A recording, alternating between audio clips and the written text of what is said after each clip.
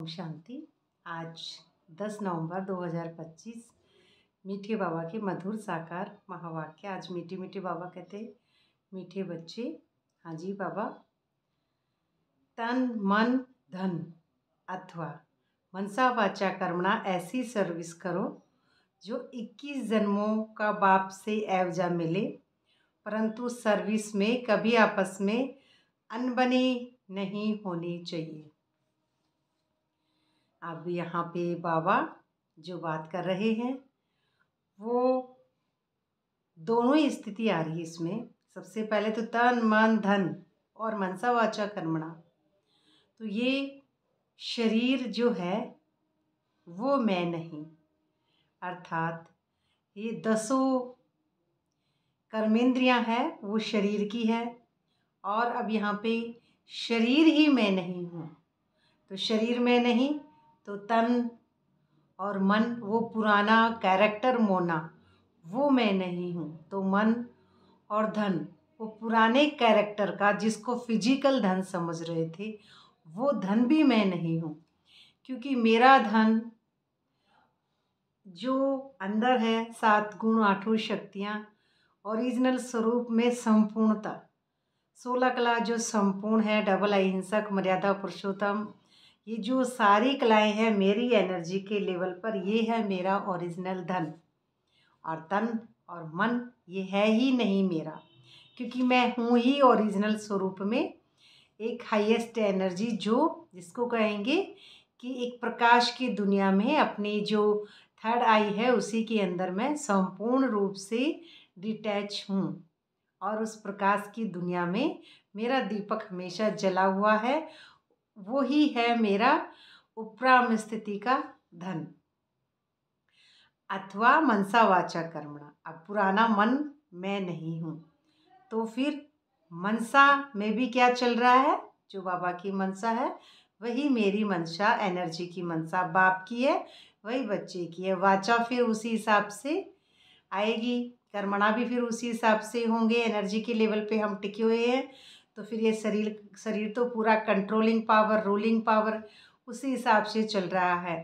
Driver न्यारा है, साक्षी है, तो साक्षी भाव में ड्राइवर न्यारा है, उस गाड़ी को अपना नहीं समझ रहा, उस पिक्चर को अपना नहीं, उस पिक्चर से बाहर होता है, वो होता है साक्षी। डिटैच अवस्था में मैं आत्मा साक्षी की सीट पर एनर्जी के लेवल पर न्यारी हूँ पूरी। मैं एक अनुभव हूँ, मैं एक प्रकाश हूँ उस दुनिया में। तो ऐसी सर्विस करो जो 21 जन्मों का बाप से अवजा मिले। 21 जन्मों में एक जन्म ये भी है। अब यही जन्म है जो आगे के लिए हमारी जो खाता है बचत का वो जोड़ रहा है, उसी के अंदर एवजा मिलेगा। एनर्जी के लेवल पे एक खाता, यहाँ पे कुछ भी नहीं है। जैसे ऐसा नहीं समझना कि पैसों के खाते की कोई बात है।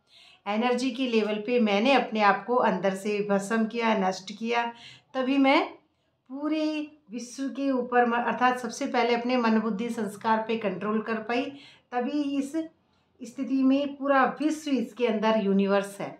उसी स्टेज में स्वदर्शन चक्र जो है वही पूरे यूनिवर्स की, विश्व की बादशाही जब देंगे, जब ये हमारा जो ताला खुलेगा बुद्धि का, तो उसमें एवजा मिलेगा। तो सर्विस में कभी आपस में अनबनी नहीं होनी चाहिए। अब सर्विस फिजिकल है, उसमें यह अनबनी होती है जब हम अपने आप को शरीर समझते हैं और अगले को शरीर समझते हैं। अंदर में संकल्प देवभान का आएगा तभी अनबनी होगी। और अंदर में अगर संकल्प वैसे संकल्प ड्रामा अनुसार आते हैं, हम कुछ भी उसमें करते नहीं हैं। जो संकल्प आ रहा है तो अनबनी जब भी होती है जब हम अपने आप को अपनी सीट से नीचे वाली अवस्था में समझते हैं अपने आप को शरीर। प्रश्न है आज का, ड्रामा अनुसार बाबा जो सर्विस करा रहे हैं उसमें और तीव्रता लाने की विधि क्या है? क्योंकि सब कुछ ड्रामा अनुसार और तीव्रता। उत्तर है आपस में एक मत हो, है ना। अब एक मत में क्या है, श्रीमत की मैं एक आत्मा हूँ। तो अब यहाँ पे आपस में कुछ बचता ही नहीं है। आपस में जब एक मत होते हैं, जब अपने आप को शरीर समझते हैं और मैं आत्मा हूँ, उस एनर्जी लेवल पे तो सब पूरी दुनिया नष्ट है, यहाँ पे कोई बचता ही नहीं है। क्योंकि जब बाप समान अवस्था होती है, एनर्जी का लेवल सब अंदर में ही आपस में है। अंदर में ही सब एक समान नज़र आते हैं कि जैसी हमारी दृष्टि वैसी हमारी कृति, और जैसी हमारी दृष्टि वैसी हमारी वृत्ति, और जैसी वृत्ति वैसी बन रही है सृष्टि। तो उसी स्वरूप में एक मत, कभी कोई खिटखिट न हो ना, कभी भी अपने आप को शरीर ना समझी। शरीर समझते हैं तो खिटखिट हो जाती है। अगर खिटखिट होगी तो सर्विस क्या करेंगे, क्योंकि खिटखिट होगी तो सर्विस क्या करेंगे। इसलिए आपस में मिलकर संगठन बनाएं, राय करें, एक दो के मददगार बनो।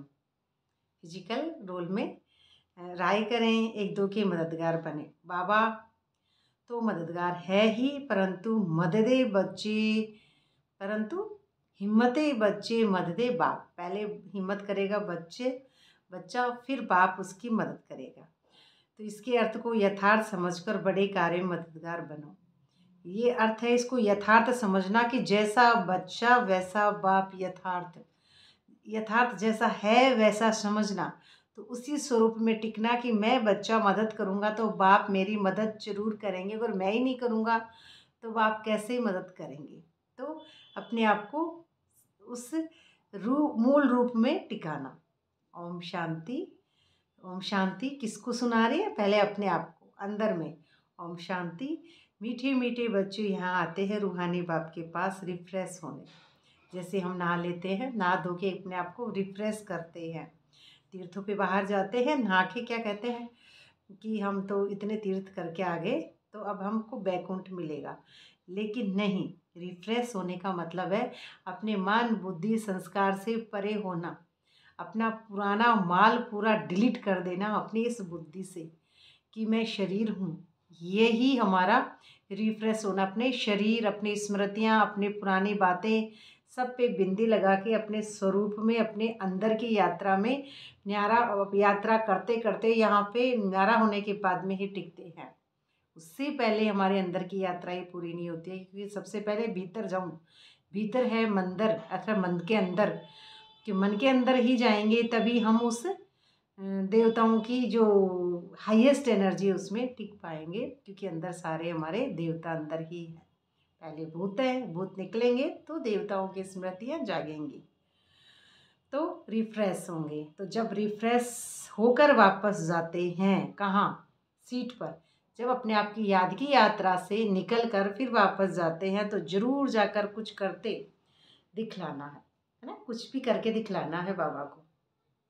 एक एक बच्चे को सर्विस का सबूत देना है, फिर एक एक बच्चे को बाप समान बनकर सर्विस का सबूत देना है। सेंटर खोलना है ना, गाँव में सेवा करनी है। जो भी फिजिकल रोल है वो अलग है। और यहाँ पे ये भी बात बताई है, परंतु घर में स्त्री पुरुष की अनबनी नहीं होनी चाहिए। बाबा कहते स्त्री पुरुष की अनबन नहीं होनी चाहिए, कोई घमसान नहीं चाहिए। जैसे फिजिकल जो घर बार है उसके अंदर पवित्रता के बारे में बहुत सी घमसान होता है, तो सन्यासी लोग घर के घमसान से निकल जाते हैं, लेकिन ये घमसान नहीं होना चाहिए। ये एक डोंट केयर कर चले जाते हैं, वो तो कहते हैं कोई परवाह नहीं करते वो चले जाते हैं, लेकिन हम सोच समझ कर अपना कदम उठाएं। तो इसमें हमको मीठे बच्चे, तुमको आत्मा की जो स्टेज है तो आत्मा समझो अपने आप को, पंडित नहीं बनना है। पंडित अर्थात कहते कुछ है करते कुछ है, ऐसा नहीं बनना है कि मैं कहूँ आत्मा आत्मा और शरीर से ही अपने को आत्मा समझ रही हूँ। आत्मा कहने की चीज़ नहीं है। आत्मा एक ऐसा लेवल है जिसमें उस स्टेज पर पहुँचना, ये बैल घोड़े गाड़ी इसकी बात नहीं है कि ये कोई स्थूल लड़ाई करते हैं। मन बुद्धि संस्कार से जब तक पुराना माल डिलीट नहीं होगा तब तक हम उस एनर्जी के लेवल पे, गंदा कचरा निकलेगा नहीं, तब तक एनर्जी लेवल हमारा खुलेगा नहीं।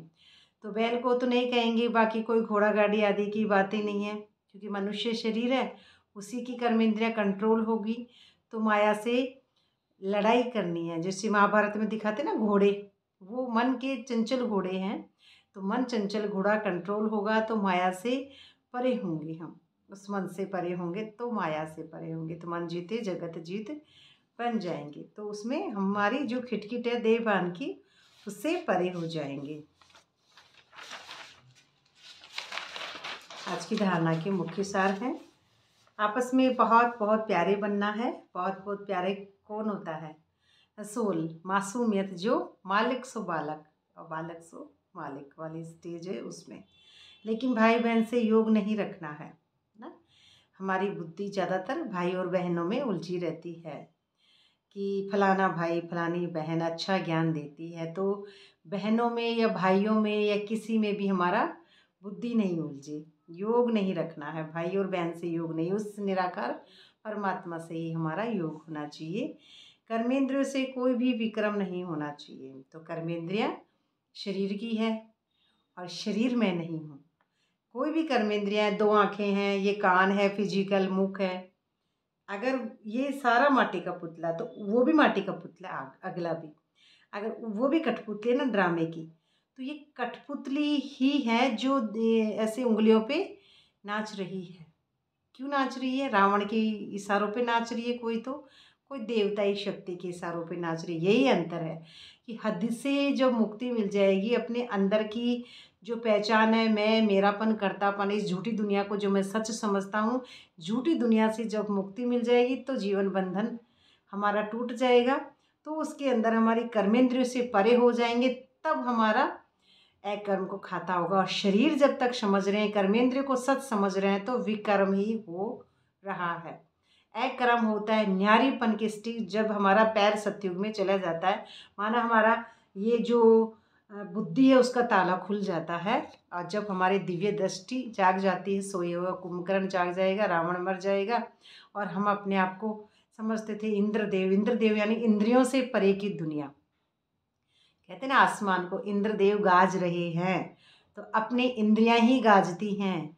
मैं शरीर हूँ, ये मेरी आंखें हैं, ये मेरे कान हैं, तो ये इंद्रदेव भी कोई भी हमारे देवता नहीं है, सब हमारा ही मनगढ़ंत कहानियाँ हैं। इंद्रदेव यानी इंद्रियों से परे की दुनिया। तो कर्मेंद्रियों से कोई भी विक्रम नहीं करना है। दूसरा पॉइंट, एक ईश्वरीय मत पर चलकर सतो प्रधान बनना। एक ईश्वर की मत, अगर 2 मत पे उधर उधर उधर उधर जा रहे हैं तो समझ में नहीं आएगा ज्ञान। माया की मत छोड़ देनी है, माया की मत छोड़ देनी है। माया नहीं, मैं शरीर नहीं, वो भी शरीर नहीं, फिजिकल दुनिया सच नहीं, ये मन बुद्धि संस्कार मर्ज हो जाए, माया से परे सब कुछ छूटता जाएगा। आपस में संगठन मजबूत करना है, अंदर में ही मेरे संगठन है, बाहर फिजिकल भाई और बहन में बुद्धि गई तो फिर बिगड़े। तो संगठन मजबूत करना कहाँ? अपने आप को दृढ़ संकल्प पहले मजबूत करना है कि मैं आत्मा हूँ, तभी उस स्वरूप में पहुँचेंगे। 1-2 की मददगार बनना है, तो पहले सबसे पहले तो खुद मैं अपने विश्वकर्मा की जीत पे, अपने स्टेज पे पहुँचूँ कि विश्व जीत, जब मैं अपने आप से न्यारा हो जाऊं, तो ये जो कर्मेंद्रियां है, ये हद का लिमिटेड माइंड है, वो मुझ पर प्रभाव ना डाले, और किसी और का भी माइंड मेरे ऊपर प्रभाव न डाले, तब हम उस स्टेज से मदद कर पाएंगे। पहले खुद की, फिर किसी और की। वरदान है आज का, लक्ष्य के प्रमाण, लक्षण के बैलेंस की कला द्वारा चढ़ती कला का अनुभव करने वाले बाप समान संपन्न भव। क्योंकि लक्ष्य है तभी लक्षण है, लक्ष्मी नारायण जो बनने का। तो उससे पहले एनर्जी का लेवल है बीज रूप अवस्था, उसी में हमको टिकना है। तो लक्ष्य है हमारा हाईएस्ट एनर्जी, प्रकाश की दुनिया में अपना प्रकाश वापस सीट पर सेट करना, अपना स्वराज्य अधिकारी बनना। तो उसके अंदर सबसे पहले अपना दीपक जलाना है हमको, और यही बैलेंस करना है, इसमें चढ़ती कला में अनुभव करेंगे, तब हम बाप समान संपन्न भव। बच्चों में विश्व कल्याण की कामना भी है, तो बाप समान बनने की श्रेष्ठ इच्छा भी है। लेकिन लक्ष्य प्रमाण जो लक्षण स्वयं को व सर्व को दिखाई दे, उसमें अंतर है। इसलिए बैलेंस करने की कला अब चढ़ती कला में लाकर इस अंतर को मिटाओ। अंतर बीच में जो आ रहा है, बीच में अंतर आना, के बीच में रहते हैं हम, बैलेंस है, तो उसको बीच को, जो बीच के अंदर कोई आ रहा है ना, उसको हटाना है। क्योंकि आत्मा परमात्मा के बीच में कुछ भी नहीं है।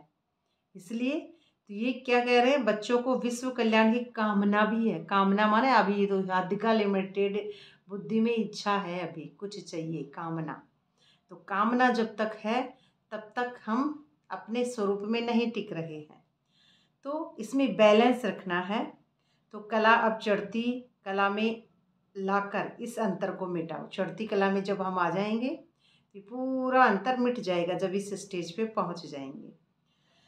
संकल्प है, लेकिन दृढ़ संकल्प हो तो बाप समान संपन्न बनने का वरदान प्राप्त हो जाएगा। अभी जो स्वदर्शन चक्र और प्रदर्शन दोनों का चक्र घूमता है, स्वदर्शन अपने अंदर में है और प्रदर्शन जो बाहर का दर्शन करते हैं, वो भाई ऐसा, वो बहन ऐसी, वो फिजिकल ऐसे, तो उनको ऐसा नहीं करना चाहिए था, मेरे को ऐसे क्यों बोला, क्यों किया, किंतु परंतु लेकिन, ये दो आंखें काम कर रही है, इसका मतलब कर्मेंद्रिय काम कर रही हैं।